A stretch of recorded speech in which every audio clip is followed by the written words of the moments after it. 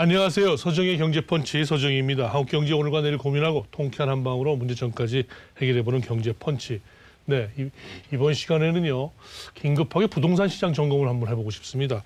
연초에 부분적으로 예상은 됐습니다만 이렇게 부동산 시장에 여러 가지로 지금 뭔가 이상 징후를 보이는 경우 조금 한번 좀 이상하다라는 느낌이 들거든요. 그래서 준비했습니다. 오늘 펀치를 날려볼 주제. 연초 부동산 시장 이대로 좋은가? 예, 오늘 초대 손님 소개드리겠습니다. 명지대학교 권대중 부동산대학원 교수님 모셨습니다. 안녕하세요. 안녕하세요. 요즘 바쁘시죠? 여기저기 네. 질문도 많이 받으시고. 네. 근데 권 교수님은 지금 부동산 시장이 지금 이상 징후입니까? 아니면 예견된 대로 가고 있는 겁니까? 비정상적인 시장으로 가고 있다고 생각이 됩니다. 다시 말하면 규제가 시장을 이길 수 없는데 규제로 부동산 시장을 안정화시키고 있거든요. 규제가 완화되면 다시 가격이 오를 수도 있겠죠. 그래서 지금 현재 모습은 예상 바뀝니까? 지금 예상하신 정부가 의도된 대로 가고 있어요. 하고 있다. 근데 규제는 시장을 이길 수 없지만 잠시는 이깁니다.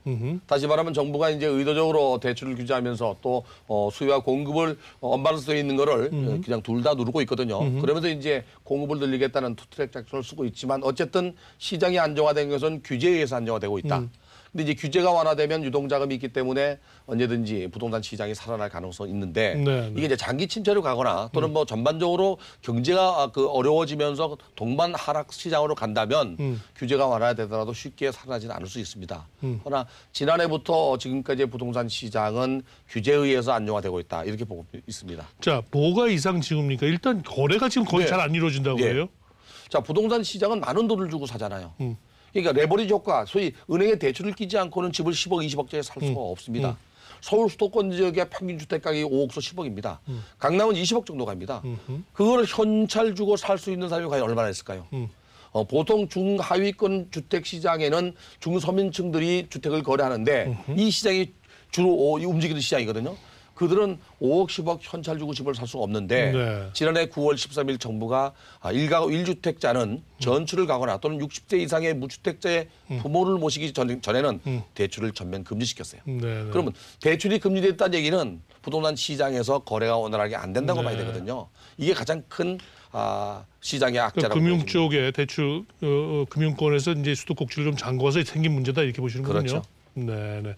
아무튼 지금 정부가 기대한 바는 이렇게 거래가 꽁꽁 얼기를 바란 건 아닐 거 아니겠습니까? 그렇죠. 가격이 좀 내려가는 걸 바랬는데 얼마 전에 김수현 청와대 정책실장이 집값은 여전히 높다 이렇게 돼 있어요. 그러니까 아마 거래 가격은 자기들 생각하는 만큼 내려가지 않으면서 아마 지금 거래가 이렇게 실종이 되니까 자기들도 좀 이상 징후라고 보고 있는 건 아닌가요?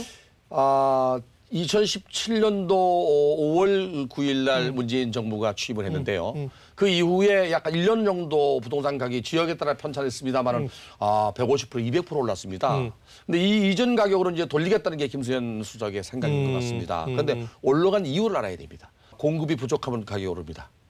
또 하나는 공급이 부족하지 않은데도 불구하고 수요가 늘어나면 가격이 오릅니다. 다수요다 하더라도 이 두 가지를 해결해야 되는데 두 가지를 해결하지 않고 1년을 끌고 왔습니다.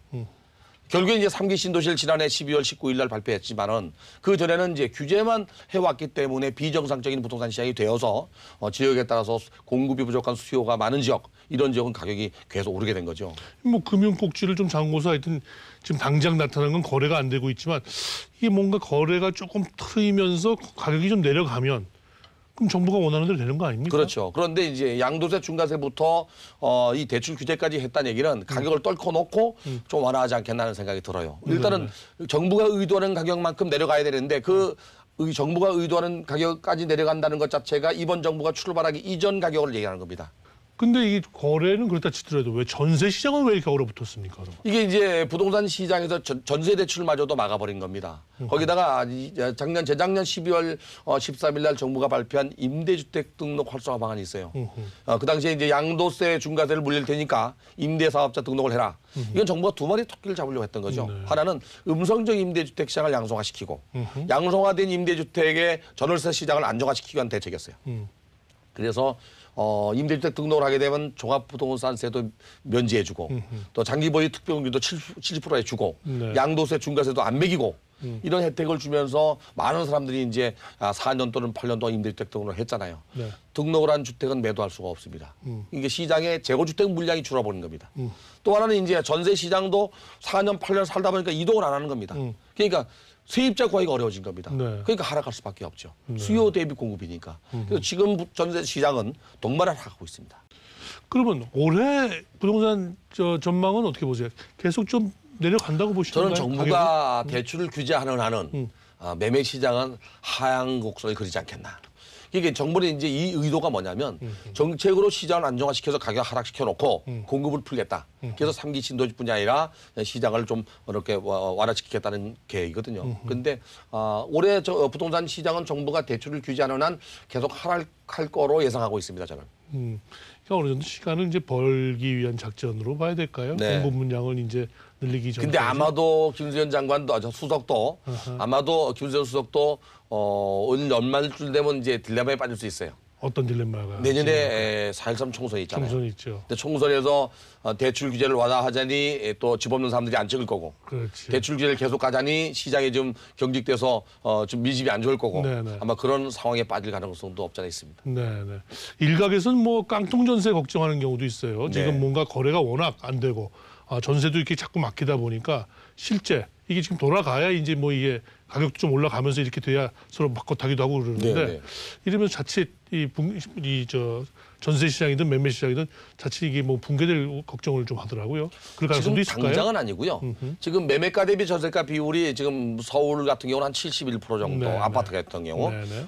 일반 주택 같은 경우는 지금 66.5%입니다. 한국감정원이 발표한 1월 셋째 주 자료입니다.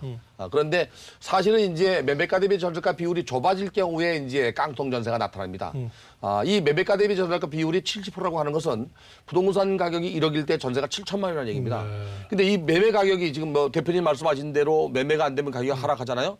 이게 점점 하락하면서 매매 가격과 전세 가격이 좁아지면 나중에 이제 문제가 발생하는 거죠. 네. 전세 수요가 부족하거나 다시 돌려주지 못하는 문제가 발생하는데 지금 동반 하락하고 있는데 동반 하락의 폭이 전세 가격과 매매 가격을 볼 때 아직은 전세 가격이 더 많이 하락하고 있습니다. 아하. 근데 이 전세 가격이 이제 이사철을 앞두고 있기 때문에 2월, 3월 달에 그렇죠. 하락을 멈추고 매매 가격만 떨어지면 그럴 가능성도 있는데 그거 이제 두 가지로 볼 수 있습니다. 하나는 대출을 껴안고 주택을 구입한 사람들, 이 사람들 이자가 올라가거나 금리가 올라가거나 또는 이제 그 재대출이 안 되는 경우 한 번만 올라가거든요 지금. 네네. 그런 경우에 자금을 돌려주지 못하면 전세금을 돌려주지 못하면 깡통이 될 수 있고요. 네. 또 하나는 이제 갭 투자한 사람들입니다.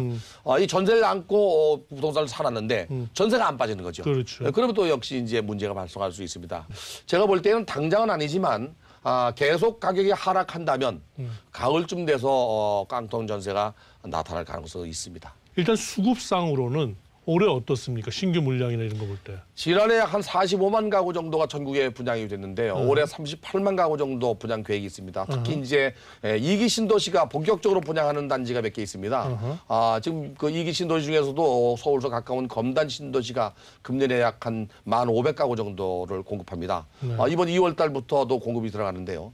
그다음에 이제 그 양조 옥정지구가 또 분양을 들어가고요. 그리고 서울 시내에 있는 위례 신도시도 지금 2월에 분양을 들어갑니다.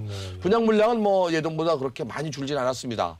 문제는 이제 일반 주택이 얼마나 뒤따라서 공급을 하냐가 문제인데 작년보다 올해가 전체적인 물량은 줄었지만 다세대나 연립 같은 물량이 늘어난다면 작년만큼 분양될 거로 보는데 경기가 전반적으로 침체하면 이 다세대나 연립 주택들, 소위 말하는 집장사라고 하는 주택 사업면을 내서 주택을 공급하는 수요가 줄면 지난해보다 공급 물량이 줄 가능성도 있습니다. 일각에서는 뭐 장기 침체로 가지 않느냐, 뭐 가격 폭락하지 않느냐 하는 염려를 하고 있는데 제 생각에는 거기까지는 안 갈 거라고 보여집니다. 왜요? 일본 같은 경우는 91년도, 90년대에 부동산 버블이 꺼졌을 때 주택 시장이 주도한 게 아니고요. 상업용 부동산 시장이 주도했고요. 그렇죠. 거기 역시 부동산 시장에서 대출을 규제해서 꺾기 시작했거든요. 네네. 지금 우리 정부가 똑같이 사용하고 있는데 우리나라 같은 경우는 그 부동산 시장에서 주택 시장이 문제거든요.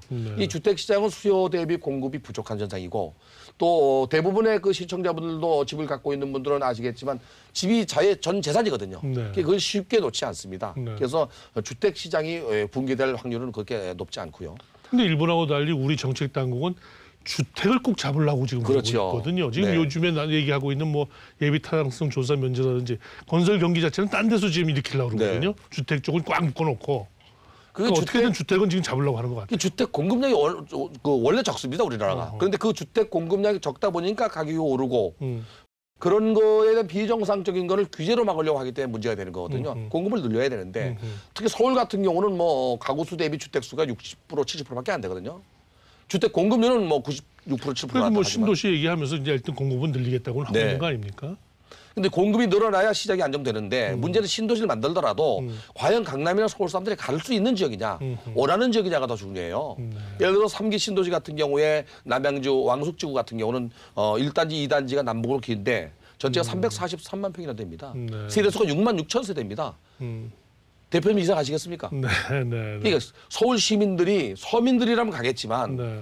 보통 사람들이 갈 수 있는 거리에 갈 수 있는 면적에 갈 수 있는 시기에 공급이 돼야 되는데 이 바란스를 못 맞춘 거죠.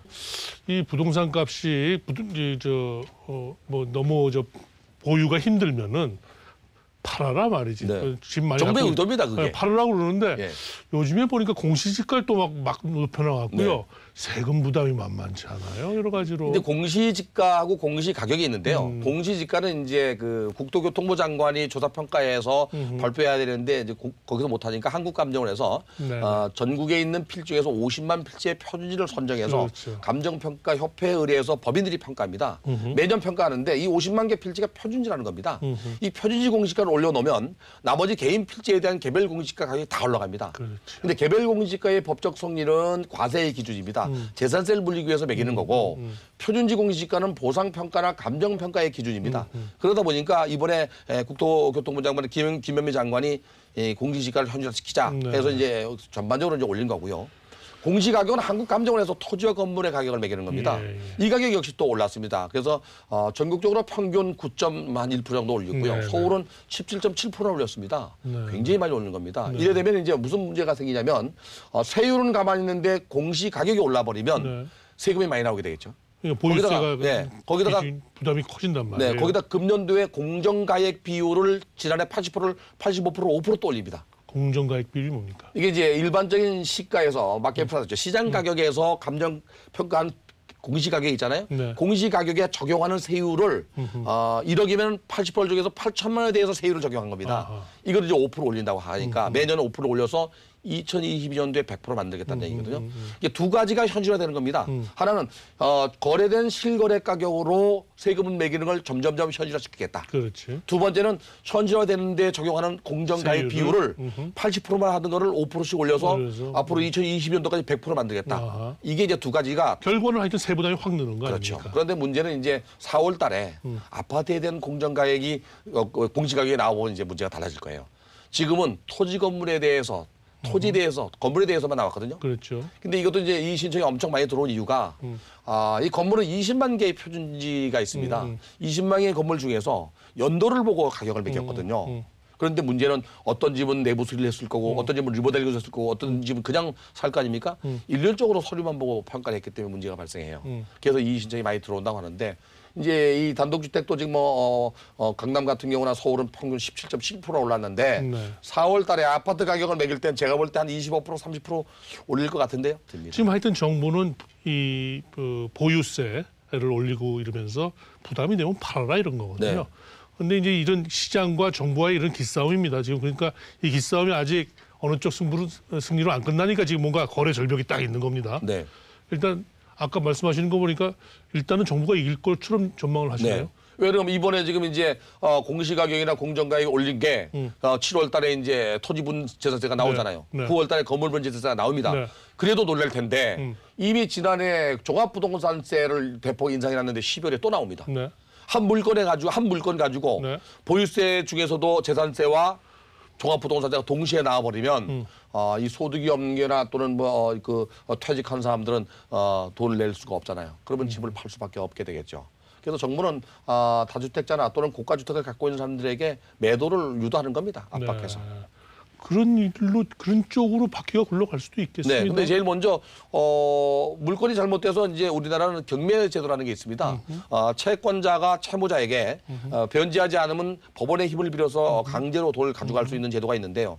그 첫 번째가 국세나 지방세 중에서 세금을 내지 않으면 바로 국세 합류를 해서 경매 처분할 수가 있습니다. 네. 그 작은 돈 가지고도 그렇게 해서 넘어가는 집들도 있거든요. 네. 그렇게 해서 공매하는 경우도 있고 네. 그렇다면 이제 이번에 나오는 재산세 중에서도 보유세와 12월에 나오는 종합부동산세를 부과돼 보면 이제 너무 과다하게 나와서 집을 팔 사람들도 많이 나타날 수 있습니다. 그렇게 해서 그런 도미노가 벌어지면 특별히 문제가 심각하게 될 가능성이 뭐가 있나요?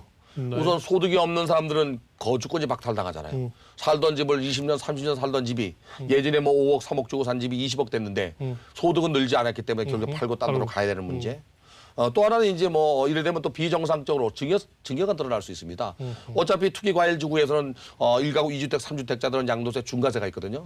1가구 3주택은 62%의 양도세를 내야 되고 1가구 2주택은 50%의 양도세를 내는데 증여세가 더 싸거든요, 오히려.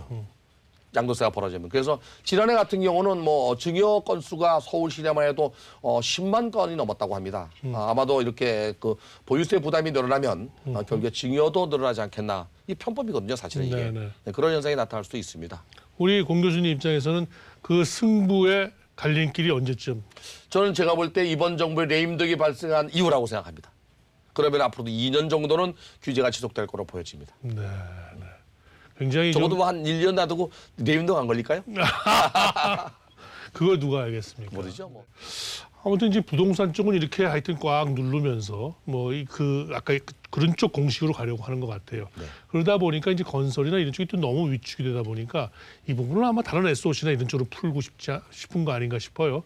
뭐 이제 뭐 예비 타당성 조사를 면제한 어떤 지방의 대형 공사 같은 것들을 갖다가 쉽게 좀 인허가를 해서 이렇게 해주겠다 이러고 있는데 그건 어떤 결과가 나타날까요? 저는 개인적으로 그 예비 타당성 검토를 면제하는 건 부정적인 생각을 갖고 있습니다. 왜 그러면 1,000억이 넘는 경우에 이제 정부가 예비 타당성 검토를 하게 되는데 그것은 바로 사업 수지 분석하는 거거든요. 당연히 바람직하지 않겠죠. 네. 그런데 이게 이제 한번 이렇게 그 면제해 버리면 지역 주민이나 또는 지역 국회의원들이 이걸 압력을 넣어서 우리 지역은 면제해달라고 요구할 수가 있거든요. 그만큼 지금 상황이 좀 뭔가 심각하다고. 안 좋은 거죠. 지방 경제가 너무 좀 어렵고 또 건설 경기나 부동산 시장이 침체돼 있는 겁니다. 거기에다가 일자리 창출도 안 되고 그래서 지역 경제를 살리면서 지역 균형 발전이나 또는 그 건설 시장을 살리기 위해서 고육지책으로 정부가 추진하는 거 아닌가 하는데 정부가 24조 1,000억을 예타 면제했습니다 지금. 근데 그 중에서 가장 큰 사업이 바로 이제 충북선 복선하고 두 번째가 청주 5선간 그 세종시 간 철도입니다. 그리고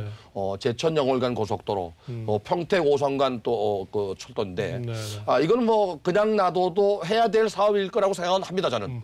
근데 문제는 이제 이게 민간 사업자 방식으로 갔을 때 잘못되면 정부가 적자를 보는 걸 전부 떼어주는 것이 채워주는 것이 국민의 세금이 들어가기 때문에 철저한 검증을 거치고 해야 되는데 면제했다는데 좀 문제가 있다고 생각이 되고요. 향후에 아마 지역 균형 발전이나 지역 경제를 활성화시키기 위해서 예타를 면제했다면 철저한 검증과 철저한 관리 감독으로 예산 낭비가 되지 않도록 국민 세금 혈세가 누수되지 않도록 해야 될 거라고 생각이 됩니다. 끝으로 한두 가지만 더 여쭤보면 이게 우리 지금 가계부채 문제를 굉장히 걱정들을 많이 하고 있지 않습니까? 네. 아까 이제 그렇게 대출을 조이고 이렇게 하는 과정에서 애만 돼서 전혀 예상치 않은 데서 뭐가 이 뇌관이 터질 수가 그렇죠. 있거든요. 네. 그거 중에 하나가 이제 가계부채 걱정들을 많이 하거든요. 네, 저는 지금 현재 이제 대출을 규제함으로써 그 동맥경화가 걸렸거든요. 이게 그 전세금 대출도 한 번밖에 안 해주기 때문에 주택을 갖고 있으면 죄인처럼 대출을 하지 못하기 때문에 전세금을 내줄 수가 없게 됩니다. 이거를 좀 뚫어줘야 되지 않나. 이게 잘못되면 이제 주택 시장 일부가 다주택자들이 붕괴될 수 있거든요. 그리고 이제 금리가 올라갈 가능성이 커지고 있지 않습니까? 그래 되면 이제 다중채무자들이 문제입니다. 집 하나는 괜찮은데 다중채무자들은 이걸 상환하지 못하면 정부는 빨리 고정대출 고정금리 장기 대출로 좀 전환시킬 수 있는 대책이 필요하고요. 그다음에 적어도 이제 그 세입자를 위한 숨통을 좀 틔워줘야 되지 않겠다는 생각이 듭니다. 그래야 가계부채를 주택금융대출을 좀 그 안정화시킬 수 있다고 생각이 됩니다. 이것도 무슨 어떻게 보면 최저임금이든 뭐 저 근로시간이든 좀 속도에 문제가 있을 수 그렇죠. 있는데 좀 속도가 좀 빠른 거죠. 걸로 봐야 되나요? 네. 아무튼 좀 몇 가지 좀 보완 과정이 네. 좀 필요해 보이는데 뭔가 이 기회에 뭐 여유 자금이 있으신 분들은 돈을 좀 들고 있다가 부동산이 좀 떨어지면은 이렇게 좀 싼 것들 좀 사주시는 그렇죠. 것도 한번 가격이 많이 올라가면 떨어지는 계곡도 많이 깊습니다. 깊습니다. 이게 강남 지역은 많이 올랐기 때문에 많이 떨어질 겁니다. 그런데 이제 가격이 하락하는 시장에서는 낮은 가격으로 팔더라도 돌아서서 높은 가격이 됩니다. 이게 조금 손해 본 듯 하더라도 다주택자들은 이 시기에 집을 팔 수도 괜찮아요. 반대로 이제 올라가는 시장에서는 조금 높은 가격으로 집을 구입한다 하더라도 지나고 나면 올라가는 시장이니까 낮은 가격을 산 게 되거든요.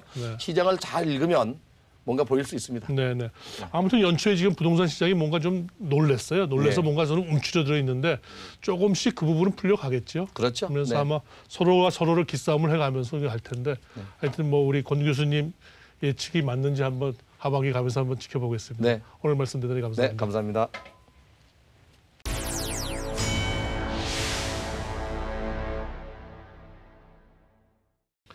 다양한 경제 이슈에 대해 해외 석학의 통찰을 들어보는 월드 나우 시간입니다. 요즘 세계적으로 부동산 시장을 다소 냉각시키려는 그런 노력을 보다 보면 벌써 10년이 지났나요?